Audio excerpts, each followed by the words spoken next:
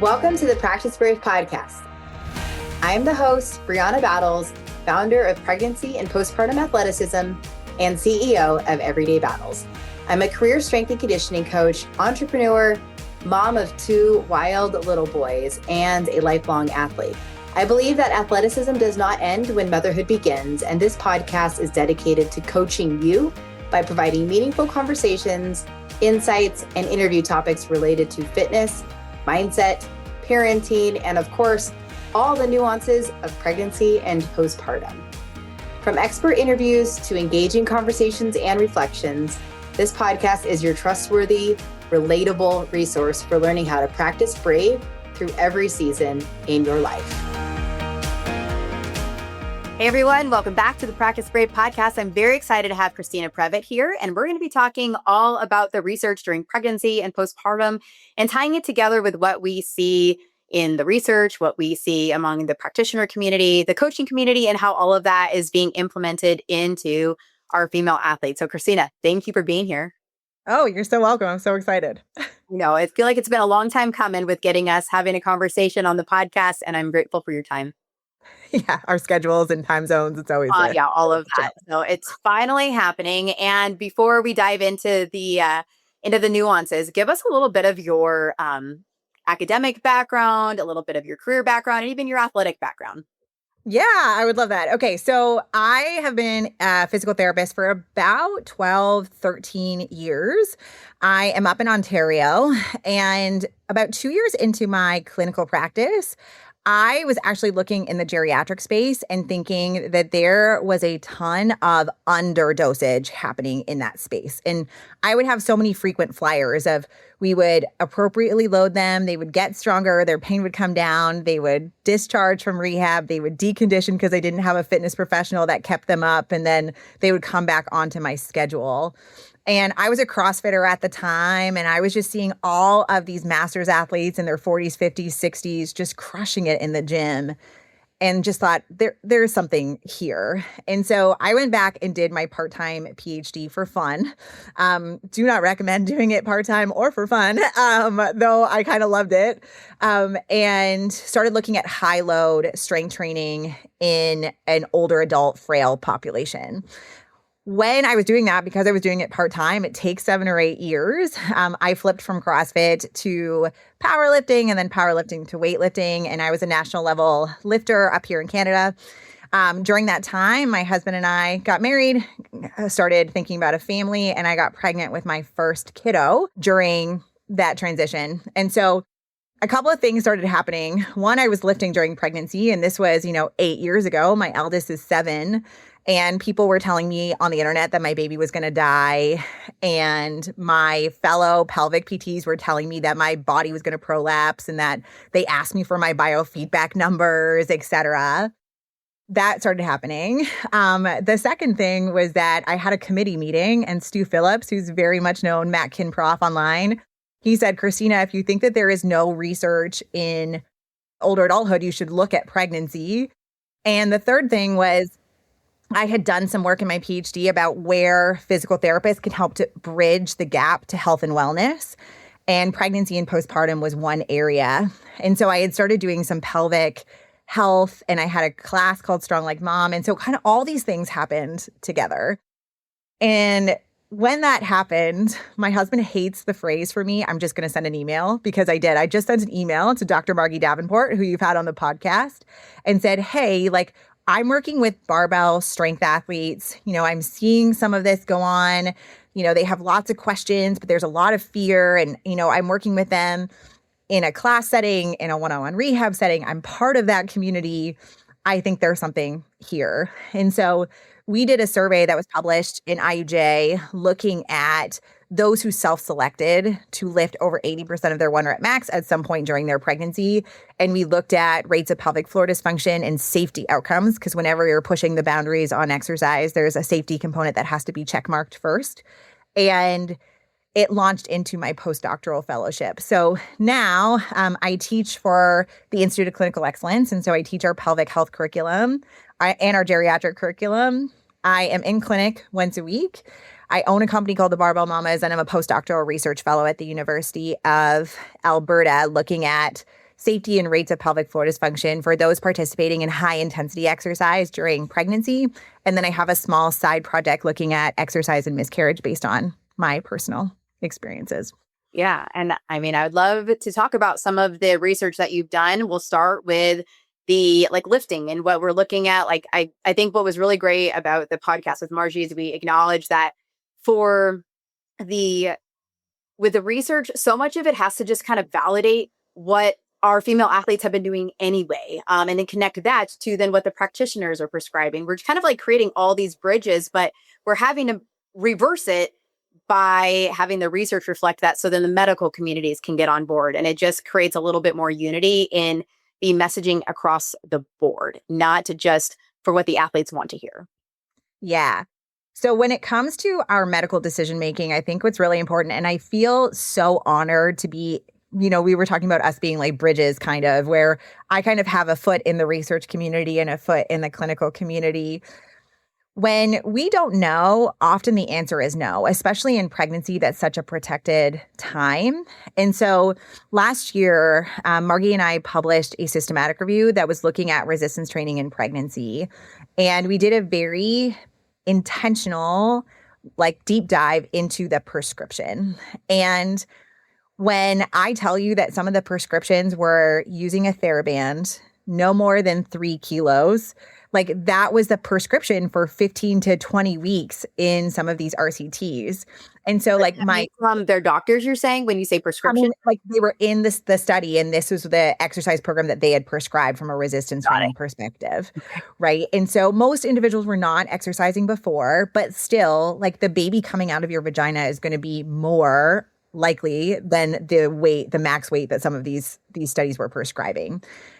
It made sense then for me of where this don't lift more than 20 or 30 pounds came from, because when nothing has evaluated further, then we're going to just say that this is the cutoff because we feel safe in this zone. Right. That was kind of number one. Number two, I had a meeting with a maternal fetal medicine doc, and I always say we kind of need to lock shields and understand where people are coming from. And he said to me one time, and I didn't even know that this was an argument I had to make in my research, is that, for example, the Valsalva maneuver, people are worried about it in the medical community. And so Margie has done some work acutely. I've done some more work retrospectively. But he said to me, if there is anything that gets your blood pressure over 160 and the doctor knows about it and says that it's okay, they can be held medically liable. Mm. And so there was a liability. And he's like, I've been on boards or on committees that are looking at medical liability for somebody who didn't catch higher blood pressure. And he goes, how would you respond to that? And I said, one, thank you so much for telling me that was an argument I had to make. And two, when it comes to our pre-post data, yes, transiently, your blood pressure will likely exceed 160 if you are lifting heavy, but it goes right down within seconds.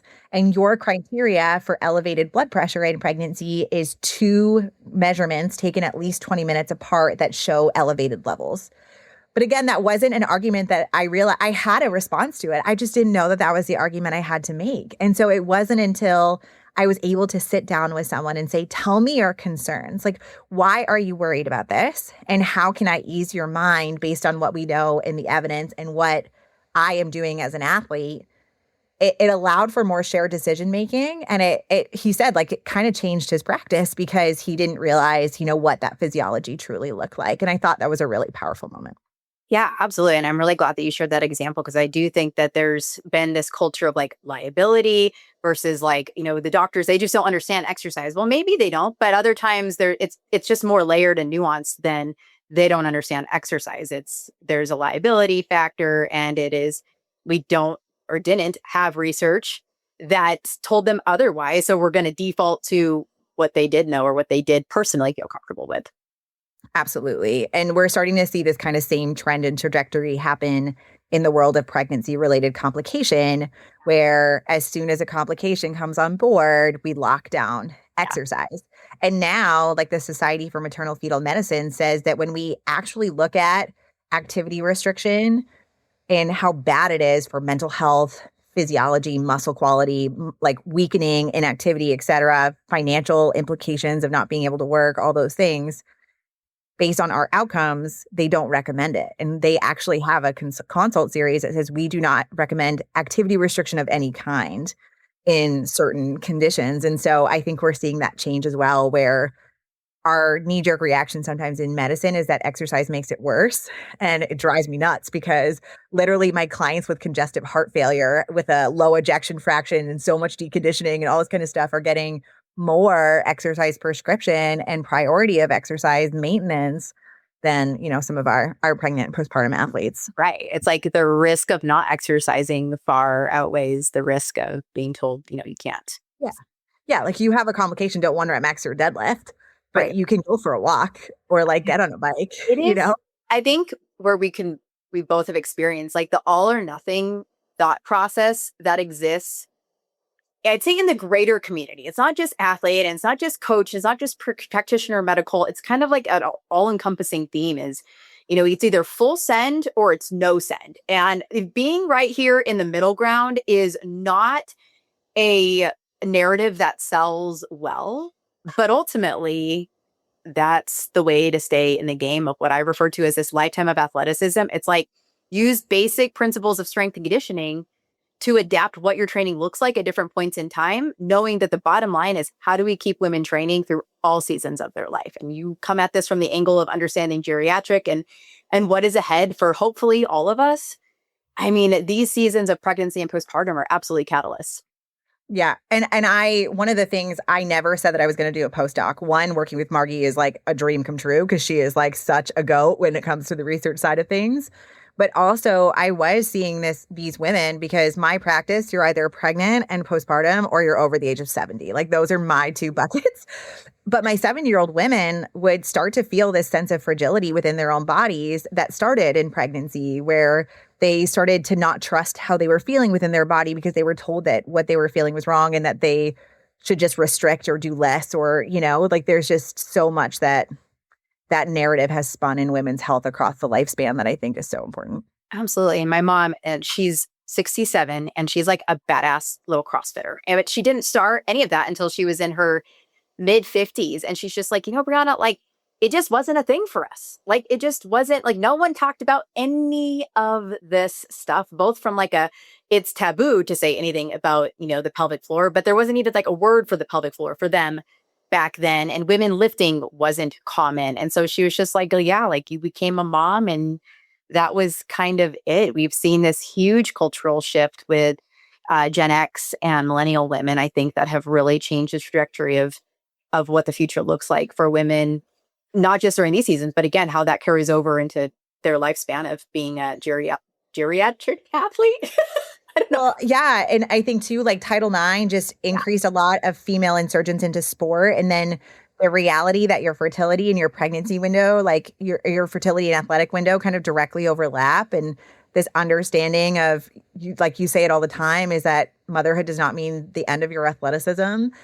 And so too, like for people who are at the grassroots level who are working with these moms, this seems so commonplace, but like the research takes time to build levels of evidence and get past ethics boards. Like when the standard is a green TheraBand and I'm saying I want them to deadlift 200 pounds, my ethics board is probably gonna be like, what? Yeah. And so you have to build like this safety profile and these case reports and these retrospective studies and then prospective. And we're getting there. We really are. It takes time for, different groups to consistently report on some of these outcomes. Yeah. So like how is heavy lifting being determined in the research, because there's certain parameters that you have to be mindful of. And then how does that translate into what that actually means for what women are really lifting? Yeah. So there's kind of two camps that are going on right now. We have like acute studies, which we are looking at like blood flow to mom and baby when women are lifting, like when they are pregnant. And then we have more longitudinal data that I am kind of in the weeds of, that is trying to look at long-term trends. And then I'm trying to build in the pelvic floor dysfunction piece. Because I think one of the things that frustrates clinicians right now, and I totally get it because I'm there too, is so much has focused on the safety piece because we needed that check mark first. But now like the nuance of what kind of modification, do we do this? Can we do that? And what does that mean for postpartum pelvic floor dysfunction hasn't been evaluated yet. So on the acute safety side, Amy Mullick, who is a master's student in our lab, working with Margie, has done like several series that are going heavier, starting at 50% of 10 rep max. Then we're at 80% of a 10 rep max, where they looked at blood pressure parameters, blood flow to mom and baby, and any changes in any of those parameters pre to post exercise with a breath out on exertion and with a Valsalva maneuver. And so our lab published that in the British Journal of Sports Medicine last year that showed acutely there was no drop in baby's heart rate or increase in something that would be worrisome in baby's heart rate for these moms who are kind of in their mid second trimester to early third trimester who were lifting in the 130 to 150 for 10 zone. So these are like well-seasoned athletes who were very comfortable with these movements. Yeah, I'm freaking out of breath too doing that. Yeah, like two by 10, one with an exhale and one with a Valsalva each rep. Like we were stressing the system, which is wonderful. Like we have to stress the system. And so acutely, no issue. And then they went on to have very normal labor and delivery stories. And so that's kind of our acute safety data. And that's looking at, just for clarity for anyone listening, that's looking at maternal and fetal safety. So like blood pressure, blood volume, and all of those things, but not at pelvic floor outcome or whatever on the system. No. And so what my work looked at was first cross-sectionally of what does this look like if you self-selected to lift heavy? Tell me a little bit about what you did, how you modified, and then what does your postpartum pelvic health look like? And this was where my own data proved me wrong. Like I used to say, avoid Valsalva, 5-6 years ago during pregnancy, just because of pressure, et cetera, because it'll help with pelvic floor dysfunction postpartum. And now I'm like, oh, my own data has consistently said that is not true. And so now I say, here's all of these breath strategies. You can choose the one that works the best for you. But again, everyone hates nuance. So they always say like one way or the other as a hard rule. Yeah. And if you are going to Valsalva, I just need you to know how to relax with a closed breath in delivery, because levator ani co-contraction during pushing can prolong our pushing phases. And so some of our barbell athletes tend to have a little bit longer, they can have longer pushing stages if they're working against themselves. And so you're going to need to say more on that, my girl. Okay. So I think because you and I have talked separately, and I think I told you like so much of my own first birth after being an extremely heavy lifting active athlete 12 years ago, was very much like in line with even what we're saying now, which is lift heavy, keep doing all of the things. But the nuance of the how and us not being taught the how, and that there are multiple ways to Valsalva that all have different outcomes or different influences, I should say, on that core system, including the pelvic floor, what you just alluded to here. So I do want you to talk about Valsalva and the ani. Okay. So Valsalva is a breath strategy, not a core strategy, technically. That's why we call it like Valsalva bracing or Valsalva bear down. When you use the word Valsalva, it means a closed glottis movement. And so when we are lifting and doing a Valsalva brace, that is a coordinated co-contraction of all four levels or all four sides of the core canister, chest wall, ab wall, lumbar erectors, and pelvic floor. And when we do that, we increase spinal stiffness. It increases EMG of the spinal erectors. It allows us to lift more weight. And we automatically will at least transiently Valsalva when we're over 80%. So what we see is in trained and untrained individuals, as soon as you get over 80%, inspiratory volume, that big breath you take before you lift, increases and breath ceases automatically. So we see this cool curve that happens. When we are thinking about a Valsalva bear down for birth, we are using our abdominals to help the smooth muscle of our uterus contract on a relaxed pelvic floor in order for baby to come down into the birth canal. And so where our research in birth is that levator ani co-contraction, so if you're accidentally, instead of relaxing your pelvic floor muscles, you're contracting them, can make it harder for baby to descend. And it can make you kind of have to push longer and longer and longer. Yeah. And so if I am working with a barbell athlete, I say, kind of, here's your breath strategy. if you're going to Valsalva, that's great, but I want you to practice holding your breath with a relaxation. And the way that I often try and facilitate that is putting the pelvic floor in a lengthened position, which is usually in some sort of posterior pelvic tilt. So child's pose, happy baby, deep supported squat. And I often get them to do a contraction to a relaxation, because sometimes too, it's hard. Like, you don't really think about that system until you're pregnant or you're peeing yourself and you don't want to be. And then all of a sudden there's all this attention to the pelvic floor, and you have to just gain awareness of that system. Yeah. So like that's my like asterisk where the nuance is I will have you Valsalva all the way up until delivery, as long as you can switch strategies when you're going into birth. Yep. And that's so hard because that's not intuitive. I think like most people have been taught to, we're going to breath hold out or we're going to bear down. And then that's just like, it's so ingrained into their brain. So then to implement a new way of Valsalva-ing or just any breathing strategy during pregnancy, there's a bit of a learning curve there. And then you add the stress of labor, your brain often wants to default to what it knows. So that's why, the work that we do in pregnancy is so important, because it's not just about this breath strategy or this pelvic floor exercise. It's more of just like really understanding your body and your predispositions. I don't know about you, but I find a lot of my CrossFitters are just high tension athletes. Like, they hold tension, pelvic floor, abs, but everything is just tense. So getting them to learn what it feels like to even go into that lengthened position and then create a contraction. Again, there's just a big disconnect in what's intuitive and this, and now be more forced into it during the season of body awareness. Yeah. Well, and so many people who like fall in love with like really high intense sport are the ones who are a little bit more type A, kind of like, that go, go, go type of mindset anyway. So you're already kind of predisposed. Like, honestly, like, I am calling myself out here. Oh, yeah. Same. I was so irritated when I was like, you're telling me that I have to like think about breathing. That's so annoying. And like, that was in 2014. Like, it was just like, that doesn't even make sense. How can I not, can't I just like out exercise or hack this with a movement pattern? It's like, yes. And there's a little more to it than that. One of the things that I've started layering into my communication and education is also trying to bridge the performance piece. Is like, if you learn how to breathe, your metcons are going to be way easier. Well, yeah. Like, when I was a competitive athlete in CrossFit, I would almost exclusively be focusing on trying to control my breathing for as long as I could before I hit a red line. And it helps performance tremendously to have that variability.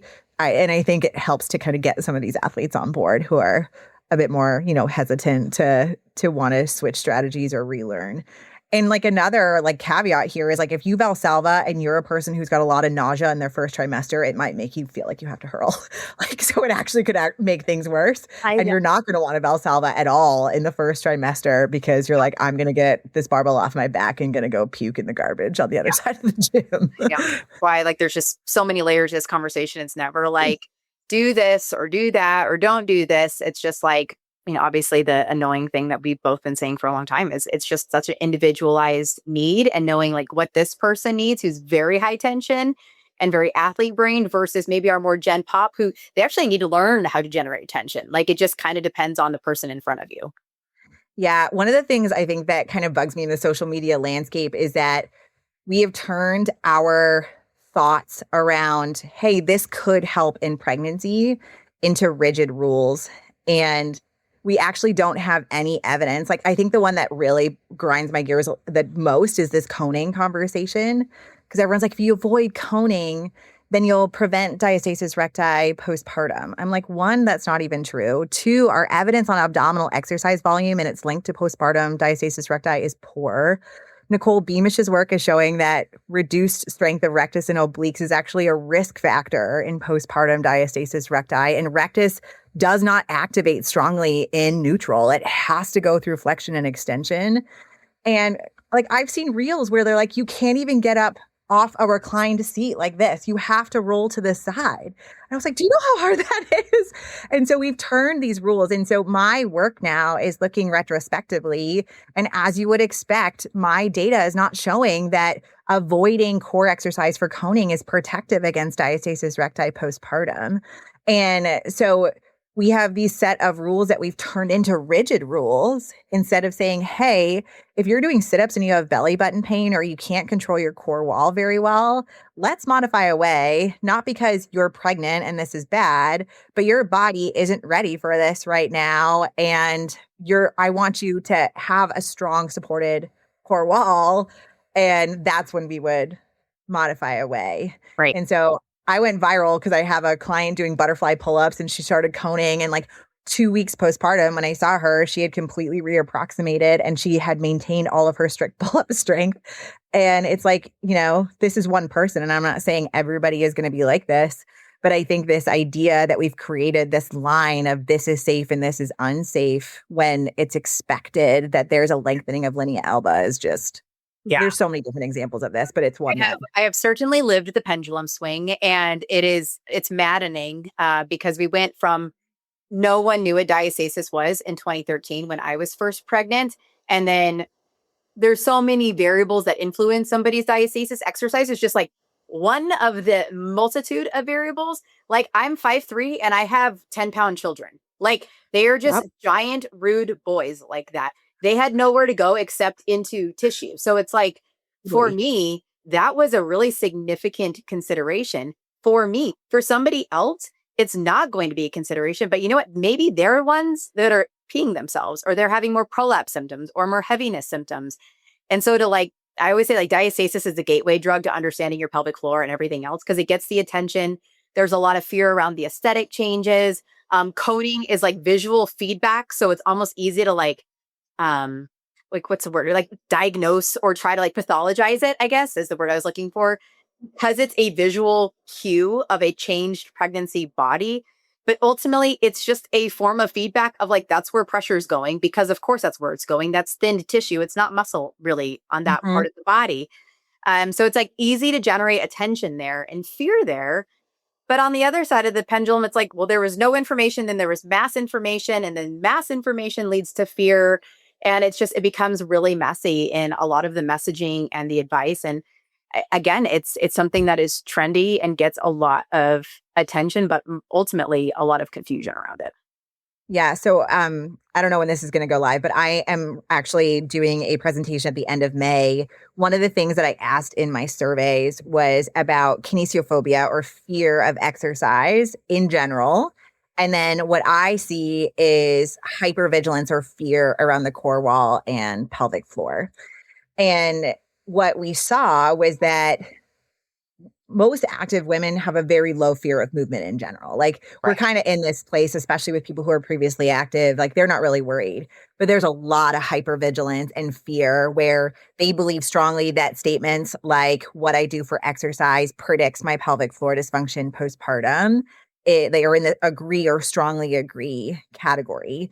And that is higher if they get a lot of their advice from exercise professionals and from social media in particular. And so I think there is this awareness and this understanding that, there's so much to the advocacy and awareness, but the way that you talk about this as a pre-postnatal coach is incredibly important. Oh, yeah. Because you can, especially when we don't have evidence that backs it up. And my work is showing more that it's what's happening during labor and delivery versus any decision you made if you did sit-ups until week 18 versus week 16.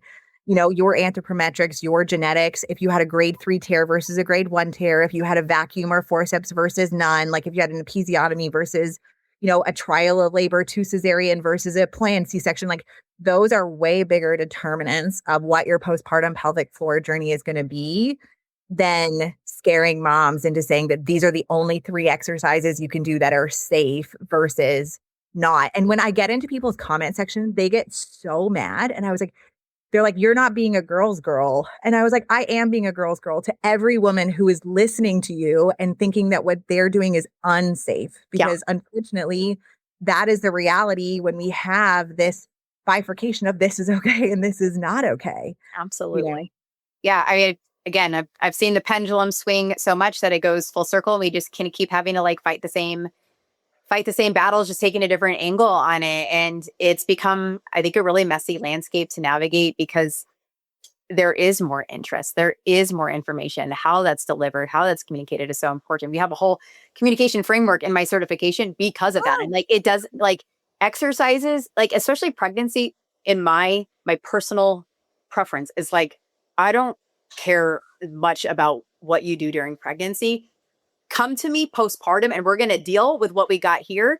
There's also a lot we can do in pregnancy, more from like training your brain, similar to the conversation we had earlier with like, here's different ways that you can be more aware of it, but more so of like some of those neuromuscular strategies versus exercise strategies. But really what we're dealing with is, what did delivery look like? And what does your game plan look like for an actual progressive overload postpartum, instead of just trying to get back as fast as you can and skipping over this phase progression that kind of helped build these building blocks of performance. Yeah.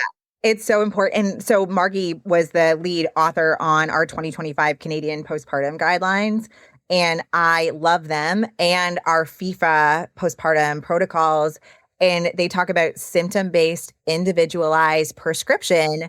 And I freaking love that because it talks about these biopsychosocial considerations and how, your baby is colicky, you have no support, like you had a really traumatic birth, your mental health isn't great. Like all of these things are going to be such important considerations.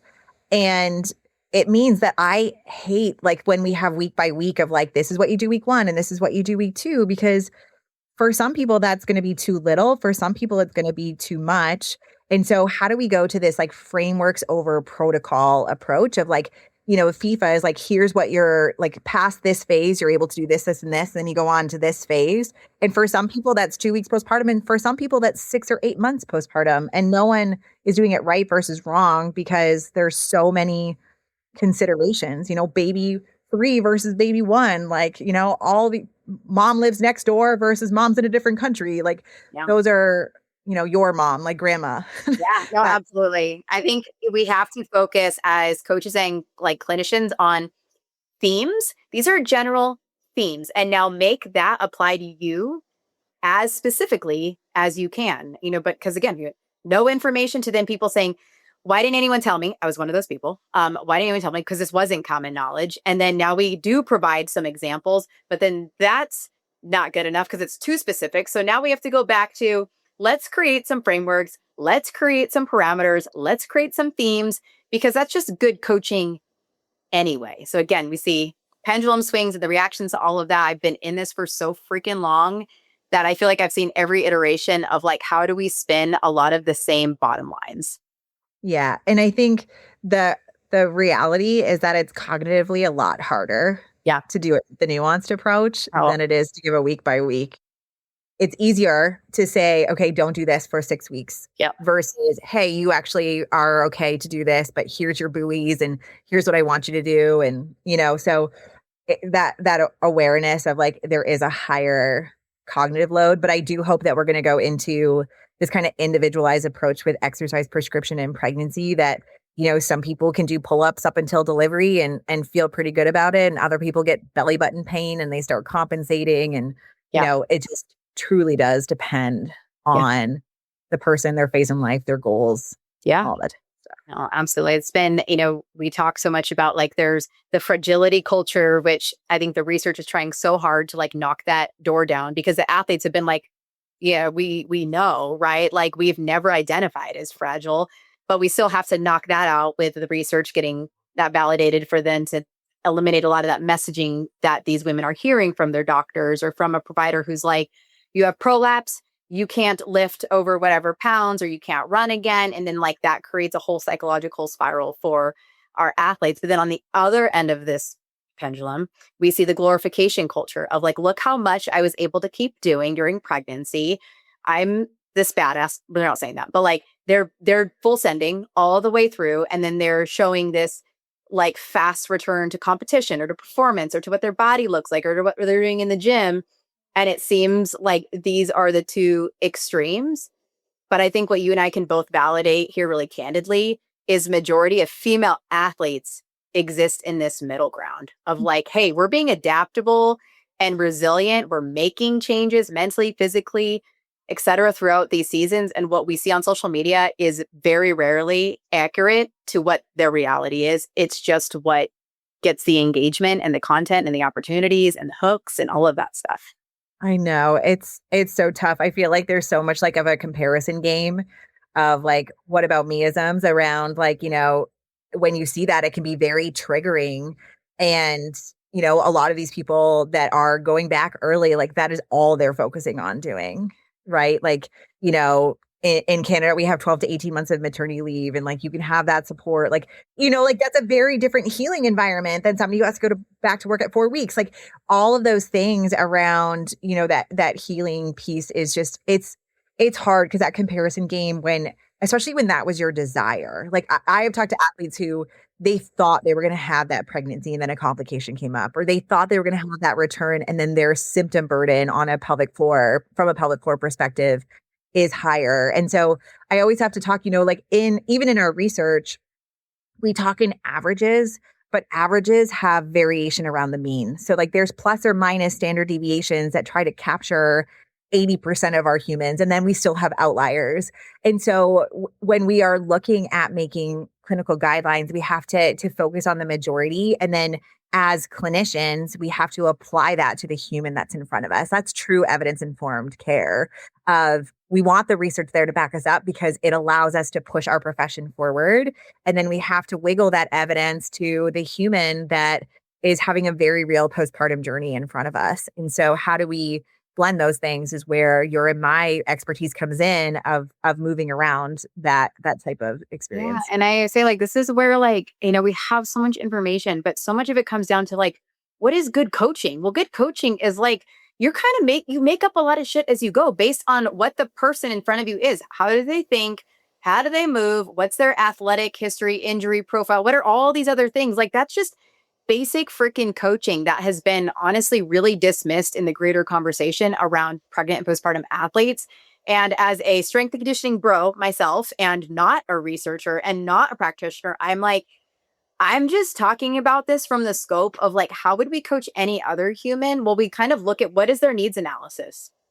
And then how do we build out parameters and guidelines from there? And if we can get more coaches thinking like coaches instead of like pregnancy and postpartum, it's going to move the dial forward in outcomes and experiences mentally, physically, and emotionally. For sure. Like I just posted something about like, here's 5 things that I would change before I get rid of running in pregnancy. And all of them are coaching lens stuff. It's like, whoa.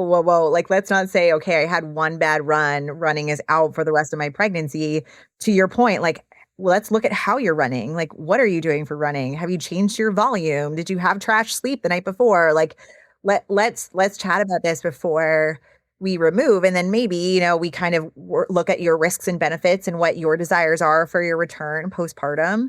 And we make that call. But in pregnancy and postpartum, it's interesting because you're right. It's like yes or no. And we sometimes don't put our coach's lens on. We have to wear the coach lens. And that is going to be the thing that will always trump the pregnancy and postpartum like lens. Coaching lens is going to be, because we have known and we're continuing to validate that it's not a question of safety for the baby and mom. Like it's more of like, how do you feel in your body? And then just like we're approaching any other injury or symptom, or like, well, if it's continually aggravating you, maybe there's another option. Okay. Like we would do that with a knee. We would do that with a back. We would do that with a shoulder. And so it's like allowing that athlete brain to say, all right, my body's not happy anymore with this. I'm going to make a proactive decision instead of just pushing through. And that's, that's the harder avatar to work with sometimes, but I also love them. Well, and that's where my research is it's trying to validate that experience of, hey, like there is no hard or fast rules about like these different modifications, because like if you look at my data, like, and we look at when and how people modify, like it's literally all over the place, where some people it's 12 weeks, some people it's 39 weeks, like some people it's 20. And I think that's really powerful for our researchers and our medical providers to see, because it means that, what exercise professionals have seen a lot and what women have experienced is not only is pregnancy individual, but even within yourself, different pregnancies are different, where you may modify at 28 weeks in baby 1, but 19 at baby 2. And even if you compare within yourself, you may think, oh, I'm failing because I did it for longer with my first pregnancy. But really your pelvic floor had permanent change from your first delivery. You have a toddler at home that's demanding. You can't just sleep when you get home. Like, It's like, I think it's validating that conversation of like who you are as an athlete at 33 is going to be different, most likely anyway, than what you were doing at 23. And we're not like, dang it, I wish I was still my 23-year-old. You're like, you're not trying to compare to that. And it's similar when it comes to pregnancies and comparing to other people is just because that's what worked prior doesn't necessarily mean that what's going to work now, because circumstances are different. Physical circumstances are different. Energetic circumstances are different. And we cannot compare to others or even to ourselves. And I think that's the hardest part with that like athlete brain that just wants to like out athlete everything. Sometimes your body's like, nah, girl, we're not doing that. And birth, we're actually not in that much control so often. I think that's the other hard part for our athletes is they're like, well, I worked out. I did all of the things. I followed this and that. And then they're let down by whatever, by how they feel postpartum or by how their birth experience went. And they want to like blame something. But most of the time, it's just like, God, that's just the cards were dealt sometimes. I asked a question on social media a couple of weeks ago of like, knowing what you know now about your postpartum recovery, what would you have changed differently? And there was a lot of like, I probably wouldn't have modified as much, or I would have, gotten the epidural earlier. Why did I suffer? Like, but there was also a cohort of individuals who had really, really high symptom burden for pelvic floor dysfunction. And they felt like duped or deceived because nobody really talked about that. And that's been an interesting like thought for me and reflection point around exercise and pregnancy, where we're talking about pregnancy, but what also happens is that everybody knows their pelvic floor is going to be affected, but they don't understand the amount, degree, expectation, recovery expectation, and variability in how labor and delivery would go. And we had some people who were like, I would have done an elective C-section, like hands down, if I would have known that I would still have pelvic floor symptoms, 6 months later or a year later. And I think that brings in another interesting layer where we are now also starting to be aware as women are challenging their bodies postpartum, that they're unearthing those changes in their pelvic floor that before, when we weren't really pushing the intensity as much, you may not have noticed as intensely.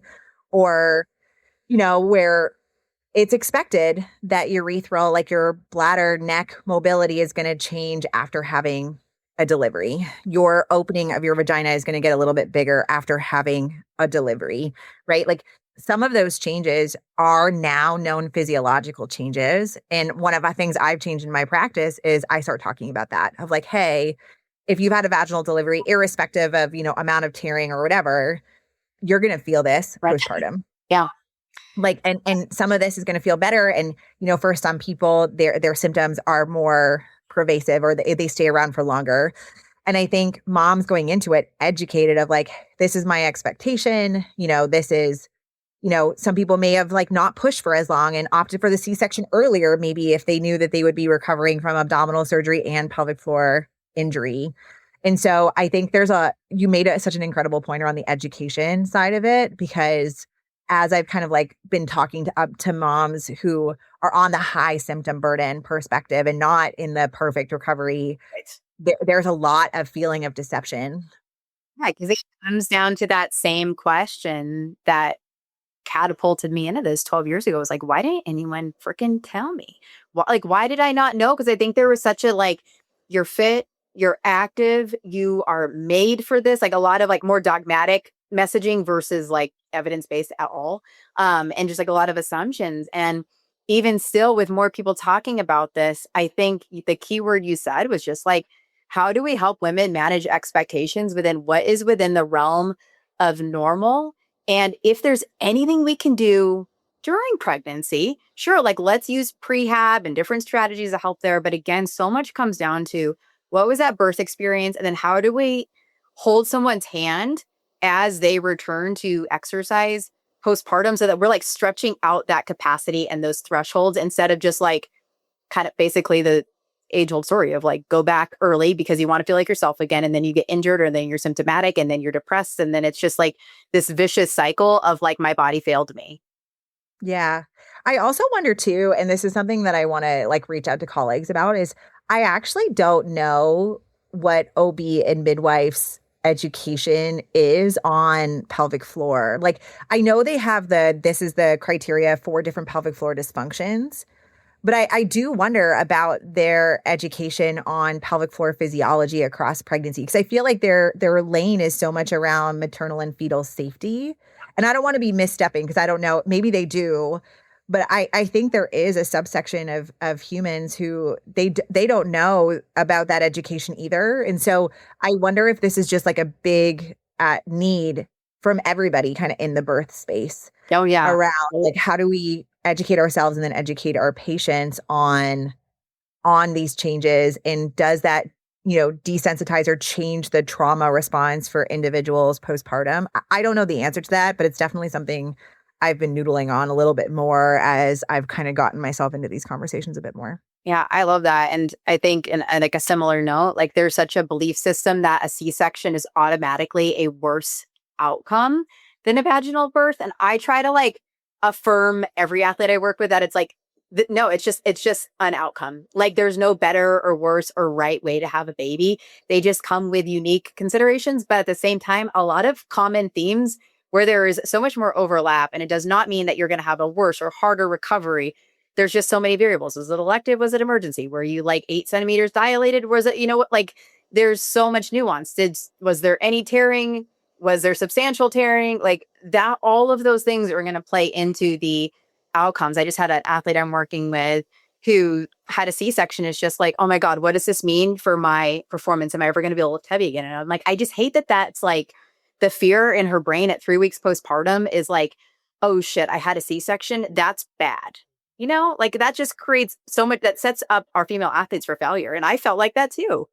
And honestly, sometimes from a C-section perspective, because the change in anterior posterior movement of the perineum is less, Yeah. some of my athletes after C-section get back to lifting faster, Same. but gymnastics slower. And then my people with vaginal birth go back to gymnastics faster and lifting a little bit slower. So, it's interesting because it changes my green and yellow lights around, where I'm like full send for you with this versus, okay, let's slow down our progressions here. Yeah. And you're right. Like that nuance is so important. I know. And it's hard. And I think we can just affirm that either way, like there's still so much help and hope and a strategic way to get back to what you want to do.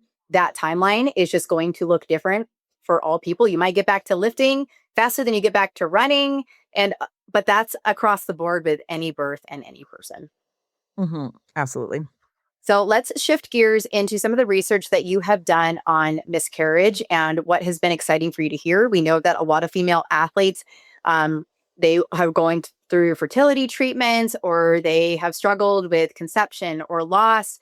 And it's a very layered conversation when we are hearing and seeing and knowing in the research that exercise is safe and does not cause miscarriage, but sometimes feels emotionally counterintuitive. So can you talk a little bit about that?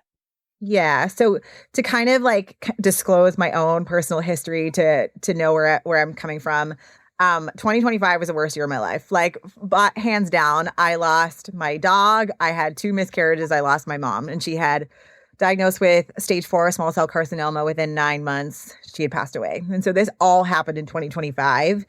And so with my 2 losses, when we think about miscarriage, there are 3 different avenues that you can go when you have a confirmed no heartbeat. You can do expectant management, which is kind of a wait and see, where you kind of, a lot of times they'll just say, keep taking pregnancy tests until they're negative, where you kind of just let your body do its thing, flush everything out until HCG is now down to 0. You can do medical management, which is using medication like mifepristol or mifepristone to, and again, I'm not an OB, so don't trust me on the drugs or anything like that, but you put that in and it essentially cervically dilates you and allows the products of conception to be passed. They say that it is cramping. It is not. It is early labor pain. So somebody who has done it. And then you have your surgical management, which is a DNC, or we're seeing some more around NBA, which is like mechanical, like almost like a suction that's a little bit meant to be a little bit softer. So we have these 3 areas.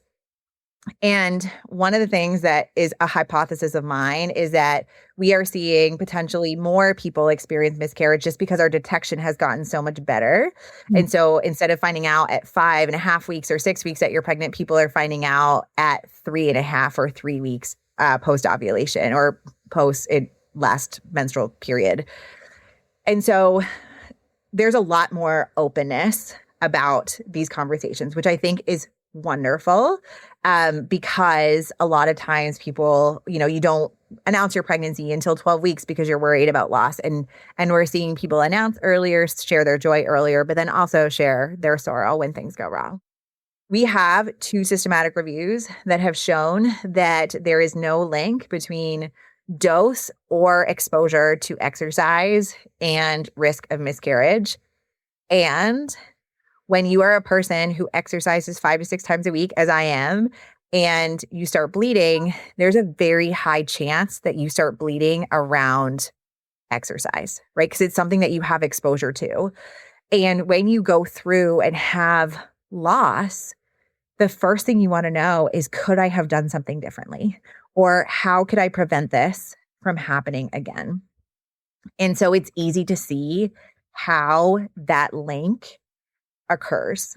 And so because of my losses, one of the things that I looked for is there any guidance on return to exercise and intensity after miscarriage? Because especially with my second, I did medical management. So I had the medications and I actually had a lot of blood loss. I had 2 large subchorionic hematomas. I think there was a retained bit of blood pooled from first to second. And I think that's why I lost the second. I had a missed miscarriage. So I had like fetal demise that happened at 8 weeks. I didn't find out until almost 13. And so I had a lot of blood loss. And I had a second bout where, like, not to be too TMI, but like literally imagine me being over the toilet and like literally blood gushing and worrying, like, do I need a blood transfusion type of blood loss? And so because of that, my return to intensity was really tough because fatigue was high. I'm trying to use exercise because it's my emotional crutch to help deal with the stress of life. And I couldn't exercise intensely. There was a lot of women, and I felt this too. There was the emotional release of, like, when you start exercising intensely, it's like your body just starts like processing. And I would like literally be running and crying at the same time. And like, there was just so much about my experience that I was like, nobody talks about this. Like, oh my gosh. And so it's still open. So if anyone is listening and has had a loss in the last year, I would love if you would participate. It's to look at return to exercise after miscarriage. And we kind of explored beliefs as well, where many people strongly disagreed so far of, like, our preliminary like scan on our research that their exercise caused their miscarriage. But interestingly, more people agreed with, my next pregnancy, I might exercise a little bit differently, right? So I think, it's a fair concept of, like, I know I didn't, but I still have this residual, like, should I try something different my next pregnancy? And so it's this interesting, again, kind of like mismatch of beliefs of, like, I'm not blaming myself, but I might try and exercise a bit less if I get pregnant again. And so what we're trying to do with this study is to, one, kind of explore return to give some guidance. And then I'm hoping to create it into like a patient resource of, again, here's your clinical buoys. It's not, directly the same as postpartum just because of the pelvic floor injury piece, but there is the blood loss piece. There is the fatigue piece. There is like the mental health recovery piece, which can be leveraged or can create a barrier depending on, where your brain is and where your headspace is. Yeah.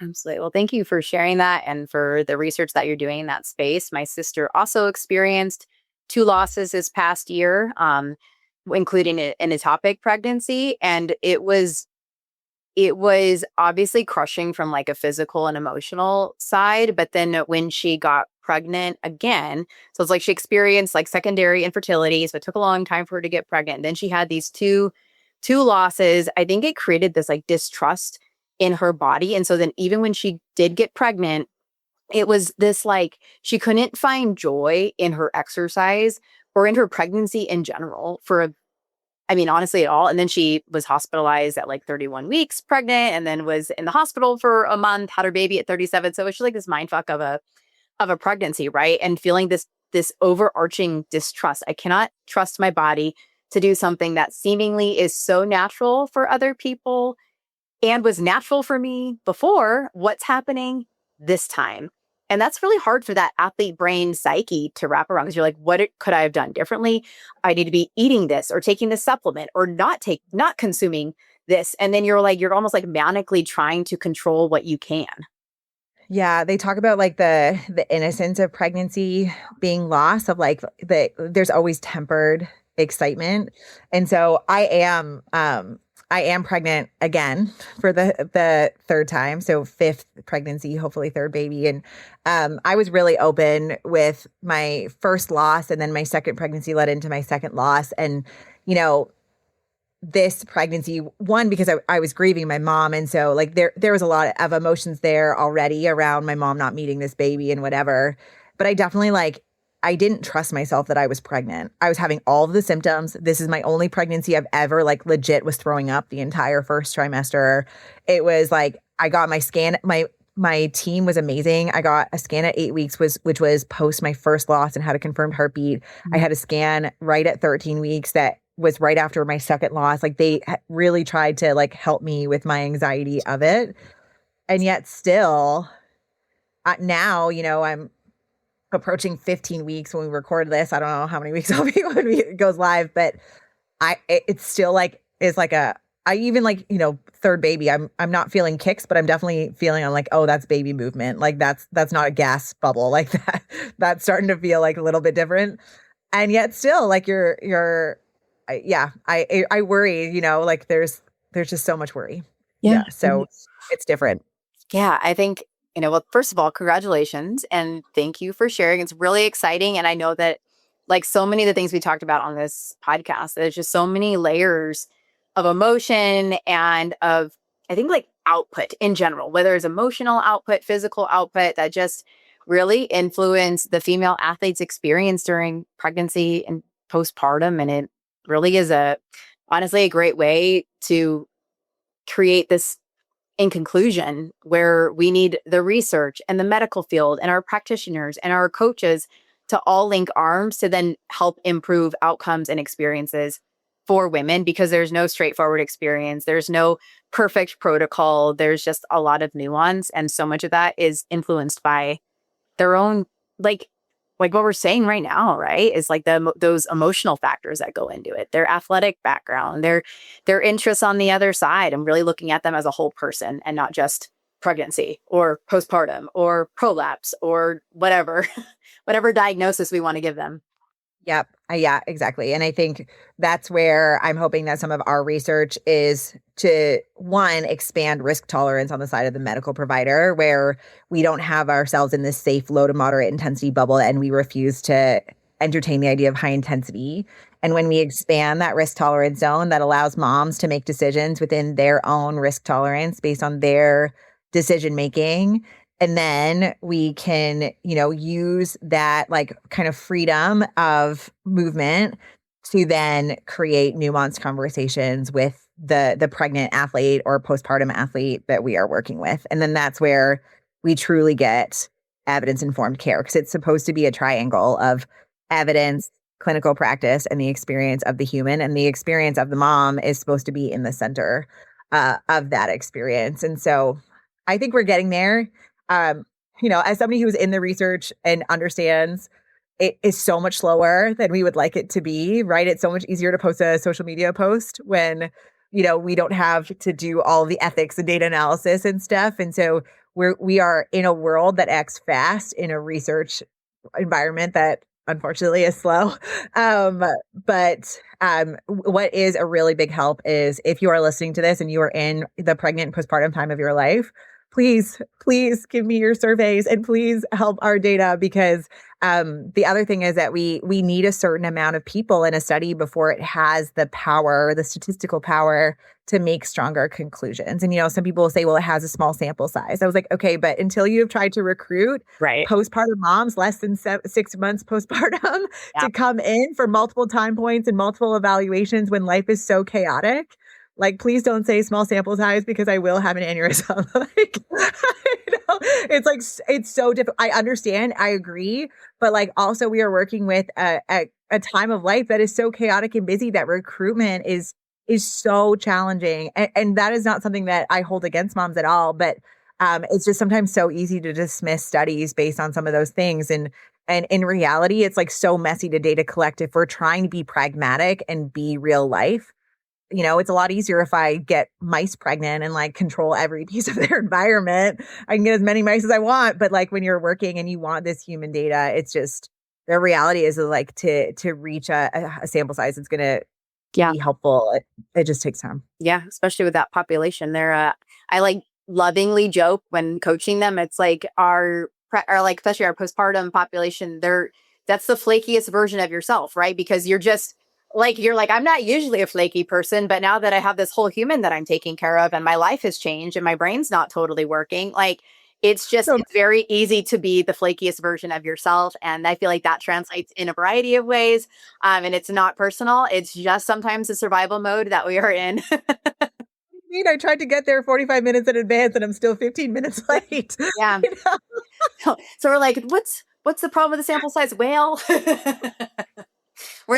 they're in survival mode. That's the problem with it. Yeah, absolutely. I appreciate the work that you're doing. Definitely appreciate this conversation, and we can link the research and where you're trying to get people to participate. We can link all of that in the show notes. Where can people follow you? Yeah, so I am predominantly on Instagram at Dr.Christina_Prevett. I also have a podcast called The Barbell Mamas. It's meant to be for pregnant and postpartum moms versus like for clinicians. I have a lot of clinicians who listen to it too. But I created this podcast because I wanted like, here's my homework for my I need you to listen to this, and this episode to like kind of understand. So I have that as well.